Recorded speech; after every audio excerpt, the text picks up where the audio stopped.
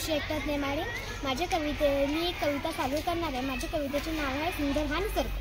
सुंदर सुंदर हा निसर्ग, सुंदर सुंदर हा निसर्ग, कुठे फूल कुठे झाड, कुठे फूल कुठे झाड, पावसात भिजलेले शेत, पावसात भिजलेले शेत, हिरवे हिरवेगार, पावसात लागलेले पेरू, पावसात लागलेले पेरू लागतात छान छान, कुठे पोपट कुठे मोर, कुठे पोपट कुठे मोर दिसतात झाडावर।